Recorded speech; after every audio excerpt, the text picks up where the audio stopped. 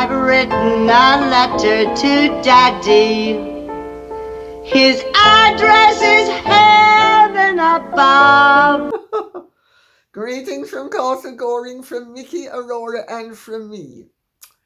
To those of you Americans who are watching, we wish you a very, very happy Thanksgiving Day. And may I also say as well, to those of you who asked if I celebrate Thanksgiving Day, only when I am in the United States of America. I'm not American, and I would not therefore celebrate Thanksgiving Day, because to me it would be, a little bit presumptuous, let's put it that way. So, without further ado, if I may, I will plunge in with what Christine has to say. William and Catherine supporting King Charles with a South Korean state visit and banquet. Harry and his older wife opening a hockey match in Canada.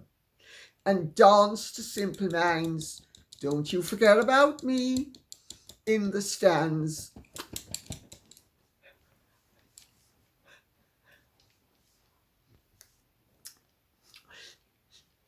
Gotta show that I've got rhythm, or lack of it. With another kiss scam, absolutely hilarious, but so fitting. Have a great week, everyone. Thank you, Christine. Well, I don't know what you thought, but I thought the state banquet was really quite splendid. I thought Camilla looked fabulous. I actually don't like that ruby and diamond tiara. Sorry, I don't. I'm not quite sure why I don't, but I just don't. I thought Sophie looked great. I thought, I like her aquamarine tiara, actually. I thought Catherine looked fabulous. I mean, just really. I mean, can she put a foot wrong? Of course, Nicky Haslam would say that she's not jazzy enough, but then Nicky Haslam went punk to get attention. So I think we know where we're coming from on that one. Who I actually was horrified to see the way she was attired was Samantha Cameron. David Cameron, former Prime Minister, now Foreign Secretary's wife, now Lady Cameron. She didn't even have on a proper evening dress. She had on a dinner dress, an informal dinner dress. Her attire, because all invitations have attire, white tie, black tie, lounge suits. And the cue is whatever the masculine version of, there's a feminine version of it. This was a white tie occasion. The women were supposed to be in proper evening wear. Long dresses. I think in America you would say formal dresses. She wore a dress that didn't even cover her ankles, with black tights, a study in plainness. I mean, and she's supposed to be a fashion designer. I gewalt. Really, just when people have points to make and make them, you just sort of think, spare me. Geraldine Allen says, They were in Vancouver today. What for, who knows? But Meghan was so disrespectful when the Canadian anthem was being played. She was laughing. Who wants them? She is so ignorant. I'm Canadian and proud of it. Well, I did look at the clip. I was obliged to look at the clip to answer this. I'm a Cheshire cat. Harry, fortunately, has not forgotten some of his training. Looked straight ahead. You're not supposed to grimace. You're not supposed to laugh. You're not supposed to do anything except stand up respectfully, quietly and sedately when a national anthem is being played. But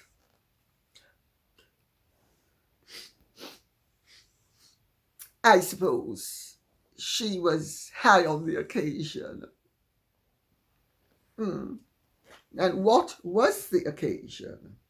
Well, they were in Vancouver, which is going to have the next Invictus Games, ostensibly to promote the Invictus Games. Well, why are they promoting the Invictus Games from now? I mean, something's amiss right there. Oh, I'm sorry, it's a photo op. They are promoting themselves and they're using the Invictus Games. And the Invictus Games is allowing itself to be used by them. No wonder those two capable officers of the charity were booted out. Oh, why would they have been objecting to anything? Oh, I have no idea.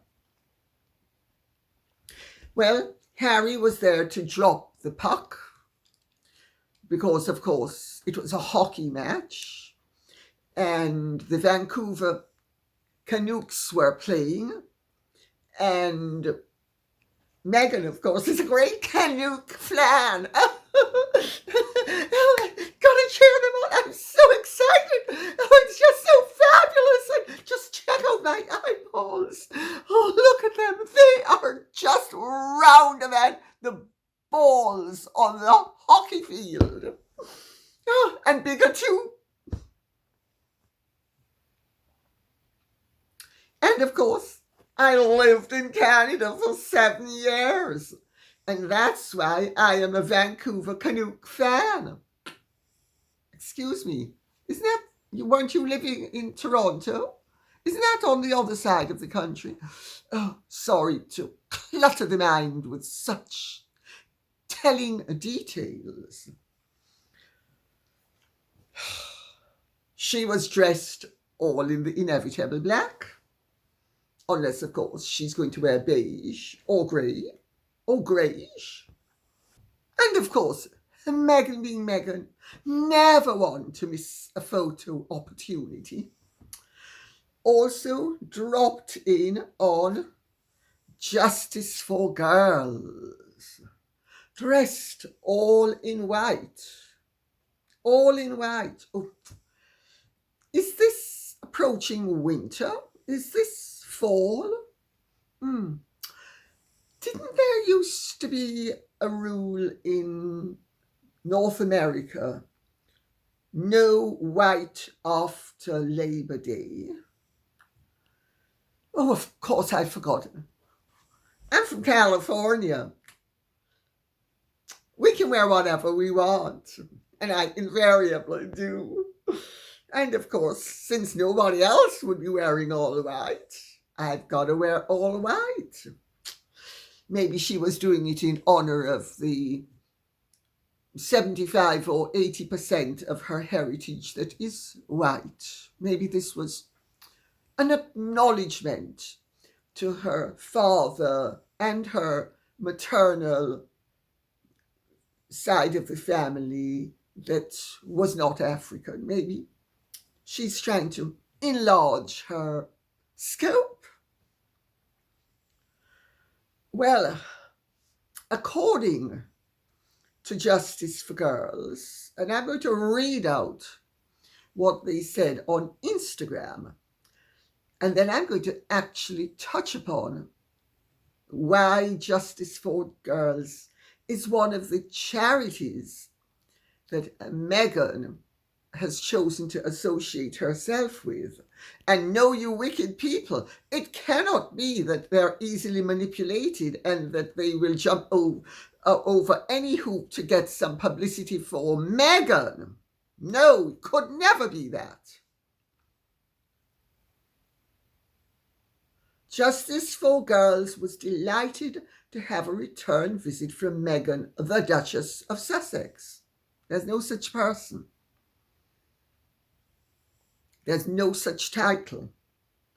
But of course, Meghan had dropped in some years ago, right after going to Canada. Do you remember when she dropped in on them? Or was it actually, it might have been when she it was when she went to Canada. She dropped in on them. I think she took a private plane. And do you know what's interesting, to divert for half a second? I've just been reading the statistics. Private planes account for something like 66% of the elective pollution. So that is maybe 0.1%, no, 0.001% of the population, doing 66% of damage in certain quarters. Oh dear, oh dear. And Harry and Meghan dare to preach to us, as do all of these other jet-guzzling billionaires, that we shouldn't travel, but they should. So humanitarian. Well, I'm going to resume reading the Instagram post. Joined by Jessica Lake and Laurie Thompson from the Lake family's All One Fund, we had an engaging and a heartfelt conversation about justice and equality for teenage girls living in poverty in Canada and around the world. Together with our teen interns, staff, directors, and board members, we talked about Justice for Girls, decades of work advocating for girls' access to education, freedom from violence, Indigenous rights, and environmental justice. A highlight of our conversation was the focus on girls and young women's leadership. A feminist advocate from a young age herself, the Duchess was keen to chat with two of our teen interns to discuss their personal struggles for justice.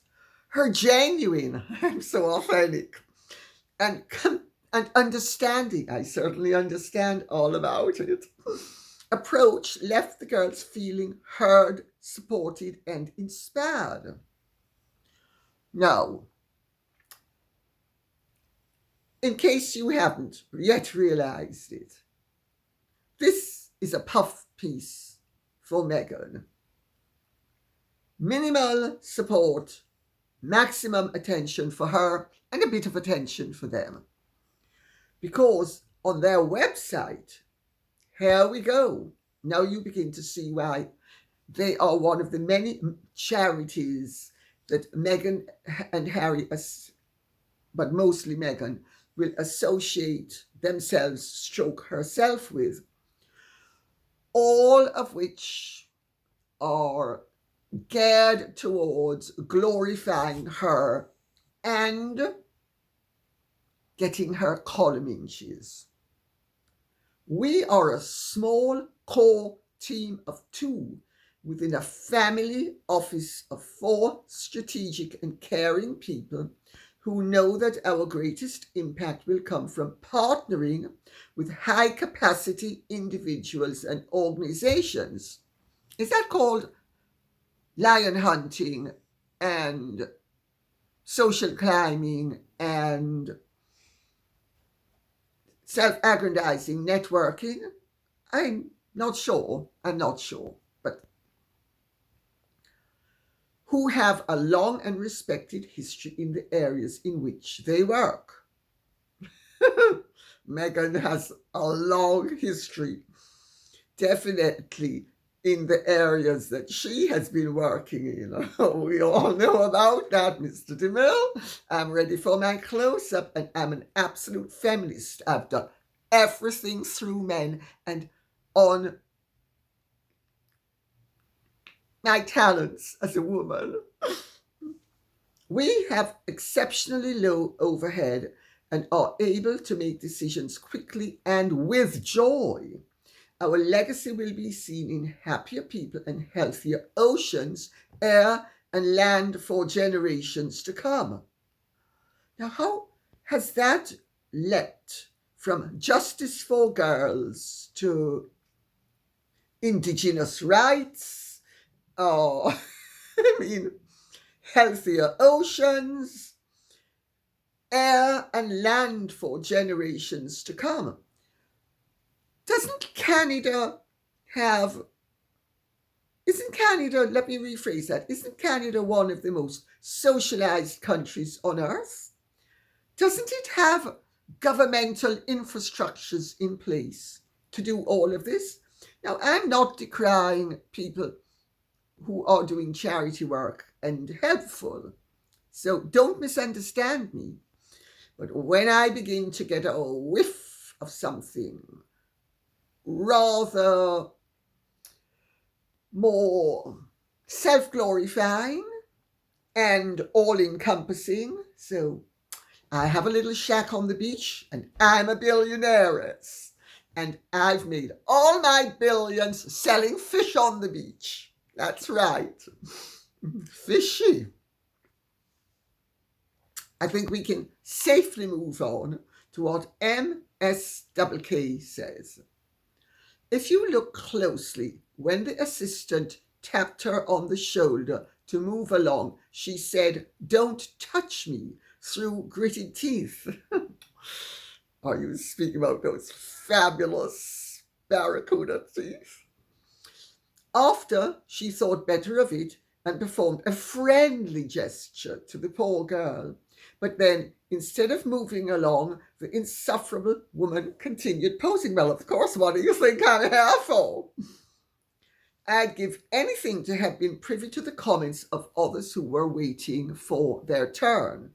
Well, I actually got an email from somebody who keeps me abreast of certain things, which set the ball a-rolling. He couldn't prove it, but I then spoke to other people who have their ear to the ground, shall we say, and I have actually been put somewhat in the picture of what actually was said. But first of all, I'm going to make the observation. It is with the greatest of reluctance that staff in a situation like that will ever move on celebrities. It's only when they are desperate, because you are briefed before you go on the red carpet, and you're briefed every time you go on the red carpet. You know what to do. So I do know where the problem was. Mr. DeMille, can you imagine all these ghastly people, including that Margot Robbie? I mean, there she is behind me, trying to deprive me of my rightful glory. Who the heck does she think she is? I mean, I'm Norma Desmond, royalty. And of course, I understand that Meghan's people, shall we say, bitterly complained about the fact that Meghan had been touched because the Duchess is royalty and you don't touch royalty. No. You see, she thought she could stay on indefinitely because she was royalty and nobody would be able to move her along, except they then did. Well, how come nobody can touch Meghan because she's royalty, but Meghan can touch everybody, engulfing them in hugs that I know an awful lot of people don't want? Also, to be unkind, it's not the only time I have been told this. Not everybody warms to the stench of Meghan's breath. I think when she was writing that book, The Stench, she must have been going,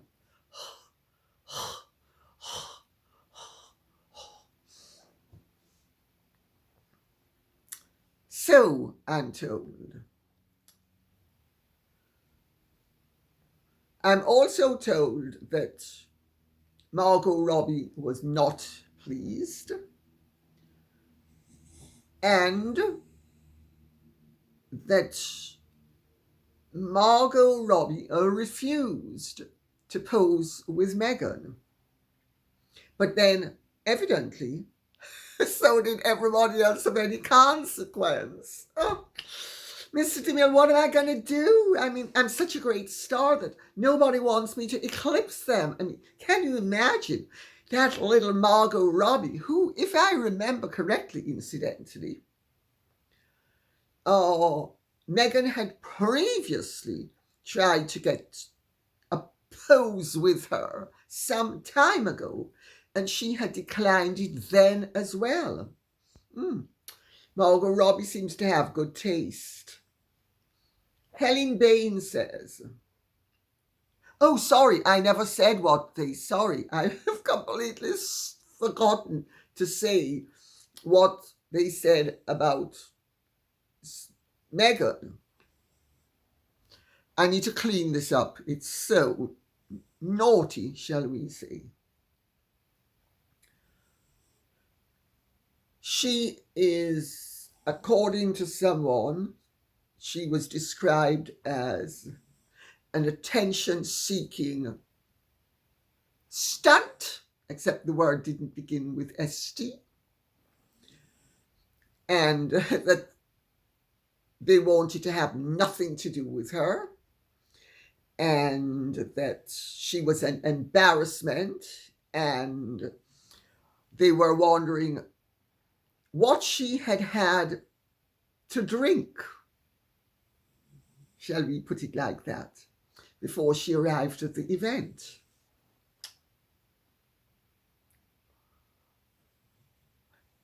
I'm just so happy to be here and to spread my gold dust amongst all you ordinary little people. Helen Bain says, why was Markle so euphoric at a basketball game? I thought she was a humanitarian. Why isn't she out in Africa doing good work?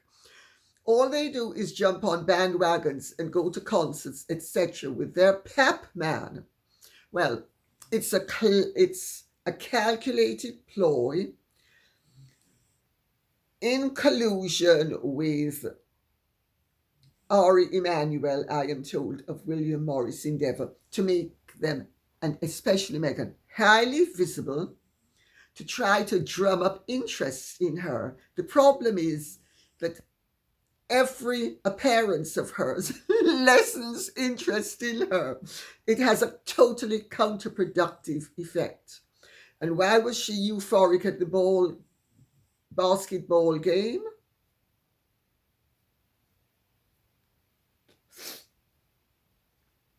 Mickey, I beg of you, go into the kitchen, honey. Marty needs some Coke. I feel a cold coming on.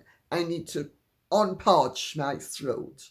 Maybe if I drink a Coca-Cola, that might help to settle my throat down. And why was Meghan so euphoric? Well, first of all, there were going to be cameras there. Secondly, she was going to get attention. And thirdly, oh dear, oh dear, oh dear. My nose is bothering me today. I'm awfully sorry. I just hope I'm not coming down with anything. But Meghan was flying high on the delights of being in the newspapers and in the magazines and in the media. What else would she need to elevate her mood? Well, we won't go there, because I would hate to suggest that she was anything but naturally vivacious, driven by ambition, need, and some would say greed. S. Edwards says, would a narcissist take alcohol, drugs? I thought that they were all about control. Well, S. Edwards, that's a very interesting question to ask, because narcissists are particularly prone to drug or alcohol addiction, because they love the euphoria that goes along with being fabulous and special and the most wonderful person on earth. And everybody just worships at my altar. I just am so fabulous.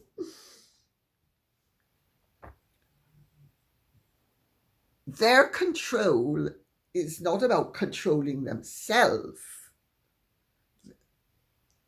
Their control is about controlling you, controlling the supply of attention, affection, money, and whatever else they choose to exploit from you.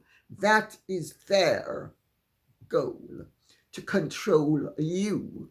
Because as far as they're concerned, they're the only living human being on earth. Everybody else is fodder.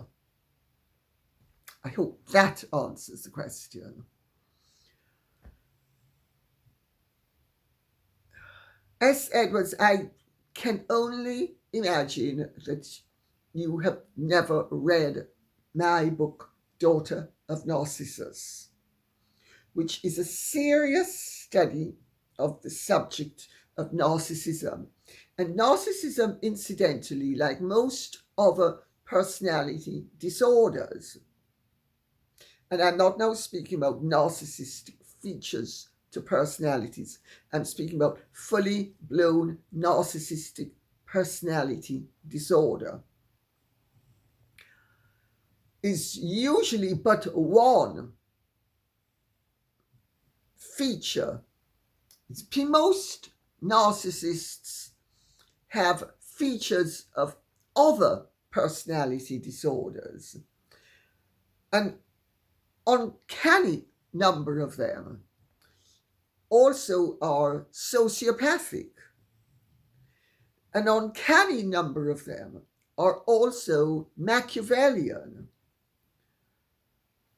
Many of them also have shades of histrionic personality disorder, and some of them also have borderline personality disorder, mingling in with all of that. It's called a cocktail. I'm not asking you to read my book. I mean, you ought to, you don't. It's fine by me either way. But I would suggest, if you're interested, that there's so much material available now. When I wrote the book, there wasn't. But now we are awash with experts, in quotes, on personality disorders, chief of which is the most fashionable one at the moment, which is narcissism. And there's an awful lot of good stuff out there. So I hope that explains it. They're not interested in controlling themselves.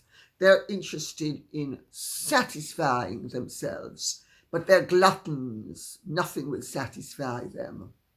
Not necessarily gluttons where food is concerned, but where attention, where ambition, etc. So I hope that answers the question. Barbara Perkins says, I think this one and this one's wife are planting all the feel-good family stories to try covering their hand in Scabies' endgame.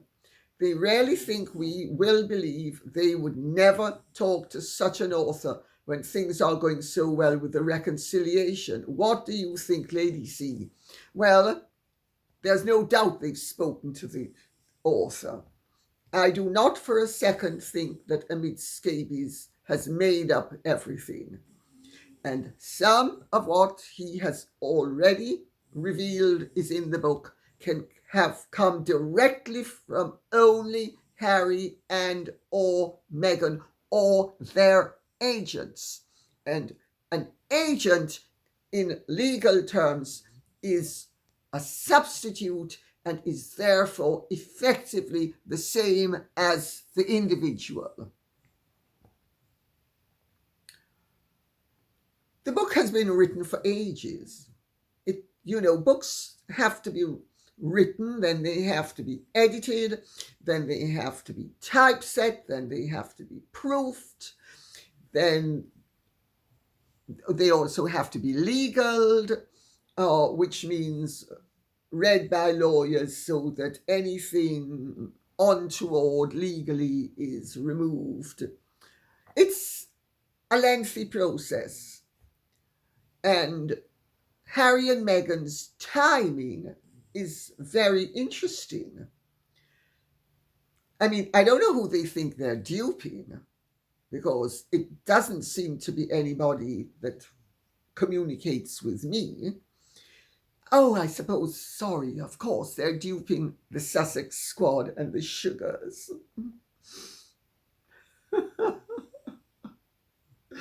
Oh, God. These people, you have to laugh.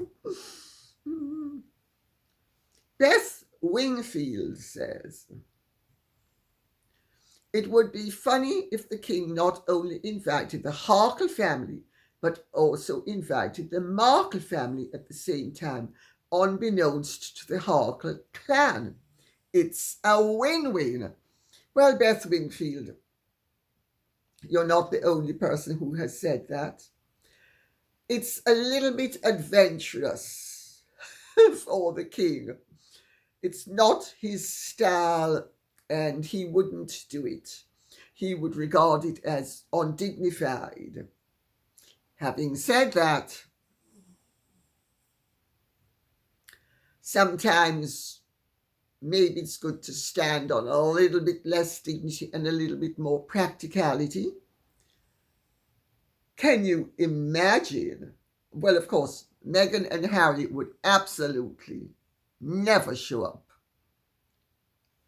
if the Markles were there and they knew the Markles were going to be there. But wouldn't it be entertaining if the Markles were asked as well? Talk about throwing the cat amongst the pigeons. Oh. It would be a win-win for everybody except Meghan and Harry. It would be a lose-lose for them. Having said that, Jean Capsa says, why not invite Thomas Sr. and Thomas Jr. and Samantha along with Harry and Meghan for Christmas? King Charles could say he thought everybody should get together to clear the air once and for all, with both families present, including the children. What a surprise for Harry and Meghan. Do you think they would be ecstatic and grateful to His Majesty for such a huge surprise? Meghan has looks that could kill. I think maybe it would graduate from looks. I know there's a rumor floating around that that the king has suggested that Harry should go and see Thomas Markle. That is not a rumor that emanated with the king, incidentally. But the late Queen and the present king, both at the beginning of all of this, shortly after the marriage, they put a tremendous amount of pressure, according to Meghan, on her to make up with her father and to make sure that she would sabotage their good intentions. She not only wrote that nasty letter, which Thomas Markle has himself told me is so dreadful it's beyond belief, but when he didn't leak it, she got 5 of her friends to leak it to People magazine. Remember? I've written a letter to Daddy. And remember what she said to Jason Knopf? I've got to say, Dear Daddy, because it's going to pull at everybody's heartstrings. You talk about callous and calculating and manipulative.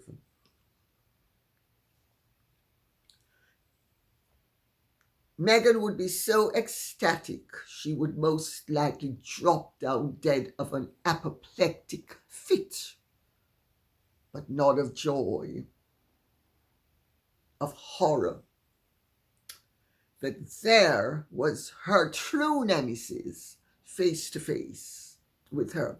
There was the man who sacrificed for years, who gave her at least $1 million worth of education, and, well, maybe not 1 million, but approaching 1 million, certainly well into 6 figures, education, paying for all sorts of cars, extra lessons, apartments, you name it. That's what she has always wanted to avoid, being confronted by the reality of her false claims to hardship.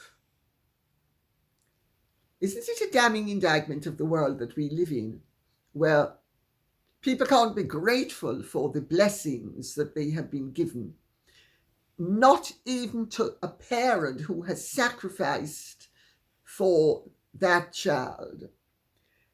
They prefer to make up lies about hardship.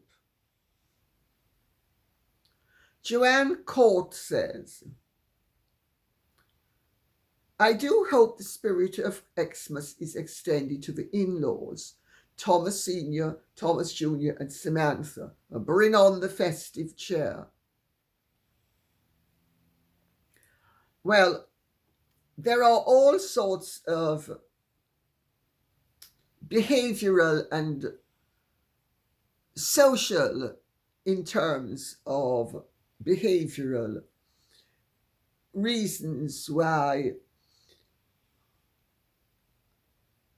the king or anybody in his predicament would be hesitant to engage with his daughter-in-law's family after she had specifically demanded that there be no interaction. But I have to say, I think it would be a very clever move for the king to ask Thomas Markle and Samantha and possibly Thomas Jr. as well, because remember, he's the only able-bodied one. His father is not able-bodied and his sister is in a wheelchair. I think it would be very productive if he asked them to, or shall we just say, if he would receive them, if only for tea. I mean, I'd be happy to put them up here. I think everybody now knows, thanks to Carl Larson's big mouth, that I had invited Thomas Markle Sr. to stay here. So I'd be very happy to put them up. And I would be happy to organise for them to be driven into London or to Windsor or to Highgrove, wherever the king wished to receive them. But of course, none of this is going to happen. It is a fanciful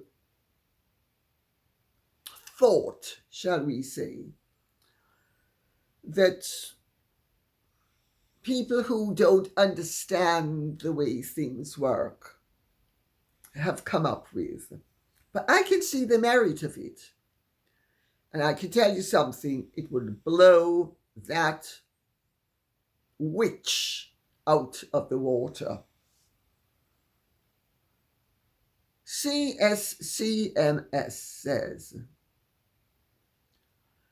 I feel sorry for those kids. Grandpa is the king and they don't even know him. Family is royal and they don't even know what that means. No shared experience with the cousins, uncles and aunts, who all will be future kings and queens and royal family. And they are part of this family by birthright, yet will never be able to fit in because they know nothing about being British, much less royal. And those names are so unfortunate. Princess Lilibet, Prince Archie, sorry, but those are nicknames. They are nicknames. And I know that Meghan claims that Archie was named after Archie in the comic. And Lilibet was named after Queen Elizabeth II. But they are nicknames. They are, and why I say it's Archie Bunker-esque is to name a child who is a prince after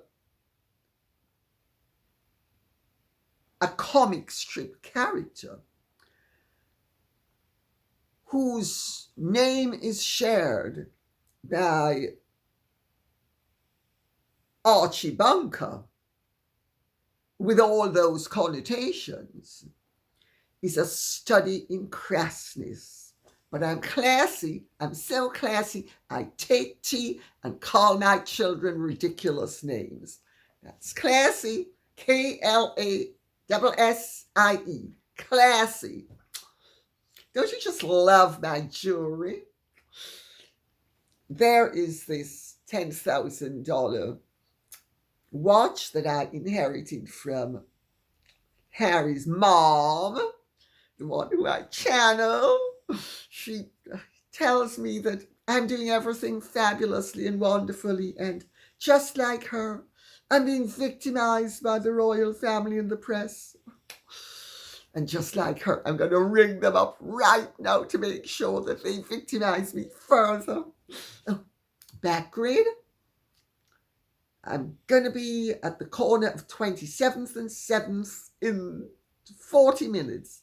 Make sure you get one of your guys there so I can pretend I've never, ever been anything but hounded. The whole thing is an embarrassment. The woman is an embarrassment. And she knows better. Don't think she doesn't know better. She knows better.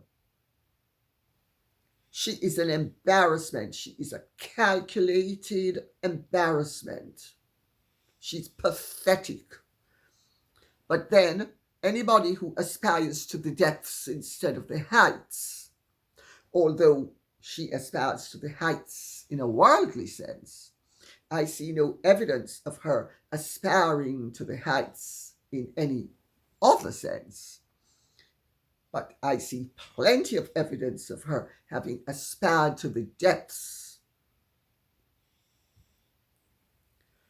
Cynthia N says, with as fractious as the royal R.M. Harkle's relationship is, do you think, Wog will ever realize he's a Stockholm Syndrome victim?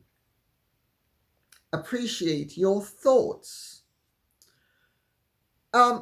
Sorry, I do not think, actually, that Harry is a Stockholm Syndrome victim. I think he exhibits elements of Stockholm Syndrome. Remember, Stockholm Syndrome came about as a result of the Patricia Hearst matter. She was abducted. She had no choice in how she ended up being with the people she ended up joining. They removed that choice from her in the way, and this is YouTube, so I need to be careful how the language I use as I couch it in delicacy. She had no choice in the matter. Harry chose Meghan. Harry, by his own account, was captivated and smitten from the second meeting. According to both of them, and to their account, she pursued him after the first meeting. So we really don't know if he would actually have engaged with her for a second meeting. I would imagine it's likely that he would have. But whether he would have or not, he definitely did as a result of that second meeting, by which time he had been completely captivated, entranced, hypnotized. But he surrendered himself. He was not abducted. That is the difference between Harry and a true Stockholm Syndrome victim. They join the enemy, possibly to protect themselves. Harry didn't join the enemy. Harry chose to go down the path of what I regard as self-aggrandizing destructiveness. I hope that answers the question. Sharon Seed says, I can't see our Prince William and Catherine, the Princess of Wales, ever wanting to be in the same room as Harry and Meghan Markle. I don't think our Prince and Princess of Wales would want their three beautiful children, Prince George, Princess Charlotte, and Prince Louis, anywhere near Harry and Meghan Markle either. A majority of us British don't want to see Harry and Meghan Markle on Christmas Day either, after all they have done and said about our British royal family, us British and Harry's own birth country. I will never forgive nor forget how Harry and Meghan Markle treated our beloved late Queen and Prince Philip in their last few years of their lives. They are a total disgrace to our British royal family and us, the British people. I've read this out, Sharon C., because you are the voice of many. Many people not only believe this, but many people say it. And also, you're absolutely right. My understanding is that William and Catherine want to have nothing to do with Harry or Meghan. William, I understand, is absolutely inflexible on the point. He doesn't want anything whatsoever to do with his brother, now or ever. Catherine might be a little bit softer where Harry is concerned, but my understanding is that she has Meghan's full measure, as indeed would any mother who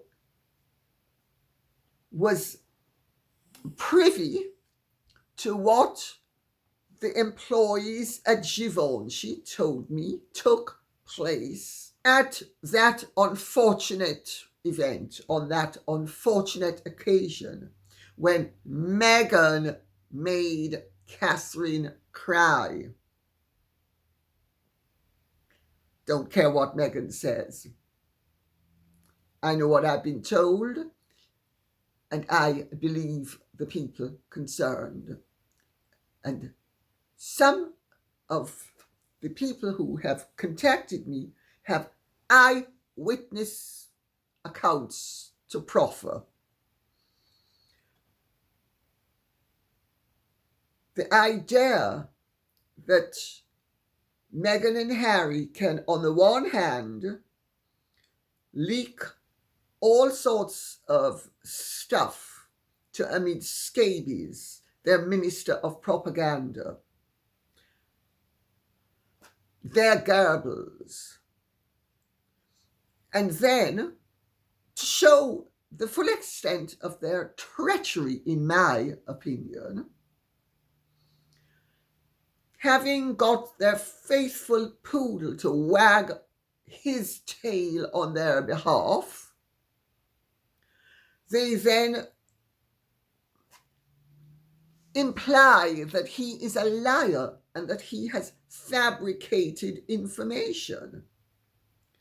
And he is evidently making out that he's had no contact with them either.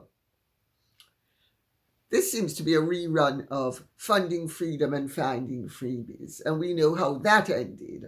That ended in all those truth tellers having to admit that they had lied. The whole thing is so unsavory and uncalled for.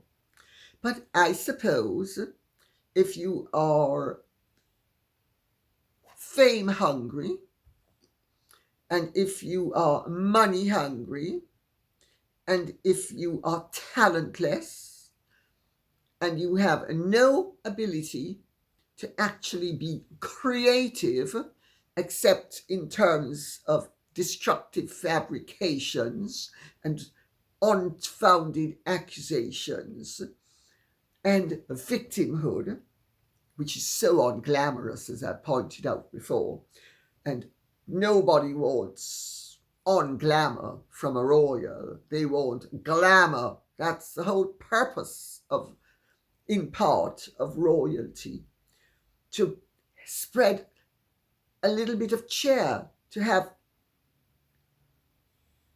for us to be treated to lives of less perfunctory arduousness than our own. Well, the whole thing is just pathetic. But Meghan and Harry, Meghan especially, has been extremely busy in the last few weeks. And the book is supposed to be dropping very soon. So, of course, if you would like me to read it, and you would like me to give you a critique upon it, I will be happy to do so. And on that note, I will say thank you very much for listening. I hope this has been of some interest to you.